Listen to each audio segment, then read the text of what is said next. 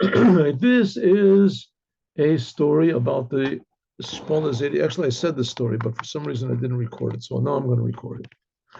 There is in time of the Baal Shem Tov, slightly after the Baal Shem Tov, a great holy tzaddik by the name of the grandfather of Shpole. Shpole was a city, I guess, in Poland. A very holy person. Once someone came to him crying that he had been falsely accused of stealing money from the government and that his trial was tomorrow and that he had no lawyers and all of his efforts to defend himself were for nil, and he was very afraid he was going to be put into prison. So the Rebbe said, well, to be a week in prison is not so bad. So he said, Rebbe, even 1 minute, I've understood the terrible anti-Semitism that's there and the people that are there are all murderers. I'll get killed the minute I came in. Please, Rebbe. And he started crying. He said, listen, just calm down. You don't have to worry. So what do you mean to have to worry? I heard that you can raise the dead, you can heal the sick, that you can make the poor rich. Please give me a blessing. Maybe I'm not deserving of the blessing. The Rebbe said, don't worry, you're deserving of a blessing, and it's going to be good that you go. I want to tell you a story about why jail is not so bad. Once, this is the Shpola Zedi is telling the story. Once, I was on a journey to collect money to redeem prisoners or something. And I stopped off at a small hotel, a Jewish place. And late at night, just as I was about to go to sleep, the owner of the place knocked on the door, and there was a religious Jew standing there with him. He said, this man came here late at night. He wants to stay in a room, not alone, with a religious Jew. And is it all right if he stays with you? Can I put him into your room? And he said, the man even paid for both of you. Paid you, you don't even have to pay here. You can have your money back. So I looked at the person. I thought he was a normal person, looked pretty good. So I said, okay. So he comes into the room. He has this suitcase with him, and he prays the evening prayer, and he lays down in his bed. I put the bed in another corner of the room. He lays down to sleep. Early in the morning, I wake up, and this fellow had already left. He just probably wanted to sleep for a couple of hours. And so I'm starting to get ready to pray the morning prayer and to put on my tefillin. All of a sudden, the door bursts open. There's two big policemen standing there with the owner of the hotel and some other person pointing at me and screaming, that's him. He stole my silverware. He stole the silverware.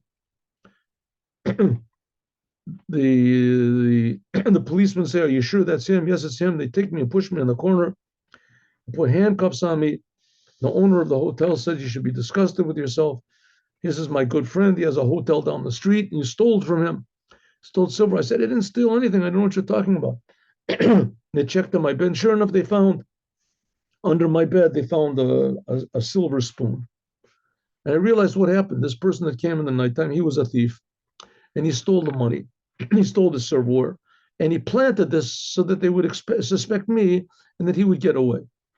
So they started beating me. Where's the rest of the silverware? Where's I said, I don't have any silver. I didn't take anything. Well, this was under your bed. They took me and they brought me to court. They tried me. They sentenced me to jail for a year until I until I would reveal where I hid the money. Then they would lessen the sentence.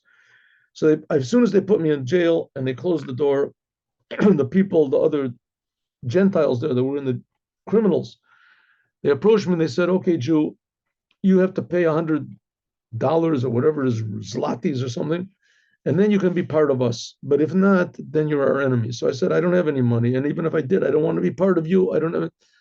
So he said, oh yeah. And he pulled out a big bar, this criminal prisoner. He pulled out a big bar and he said, no, I'm going to teach you. And the other prisoners, they held me down and he lifted it up and suddenly started to scream. The one who's going to give him to beat me. And the bar had become red hot.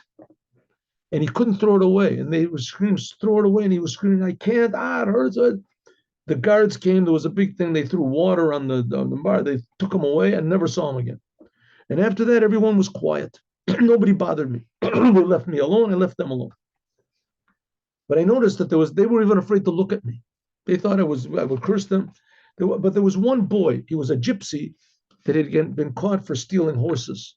And he was sitting there and for 10 years in prison. And it was in the beginning of his sentence. And he was looking at me the whole time. The whole time. When I was praying, he would look at me. So one time when no one was watching, so I went over and I said, why are you watching me? He said, because you're a very interesting person. I see that you're a very interesting person. You're a Jew, right? Yes. He said, well, my mother told me a long time ago that I'm a Jew. And I don't even know what it means, but I see that you're a Jew, and I saw the big miracle that you did, and that's very interesting. So I said, well, you're a Jew, then you should put on tefillin. I put tefillin on with him, and I taught him how to read Hebrew. And then one night, a couple nights after, I had a dream, and Elijah the prophet appeared to me in the dream. This is all the story that the Shpola Zaidi, the grandfather of Shpola, is telling this unfortunate person that's afraid of going to jail. Elijah the prophet appeared to me he said, tomorrow night, 2 a.m, you're getting out of here. Tell the young boy to stand behind you, and he should grab onto your coat, and you're leaving. So I didn't understand what it meant, but at 2 o'clock in the morning, next morning, I woke up, and I told the young man that he should wake up. I had prepared him before. He grabbed onto my coat, and suddenly the doors opened. Everyone was asleep. All the guards were asleep. The door opened up. As soon as we went out, the door closed and locked again. We walked out. Everyone was asleep. There was 2 a.m. Everyone was asleep. Nobody paid any attention. The doors opened up. The doors locked, and we left. And I took this young man, and we took him, and I taught him how to. We had to make a circumcision. He hadn't been circumcised, and he learned Torah, and he became a big rabbi. And now he's living somewhere. I can't tell you what his name is because he's still wanted.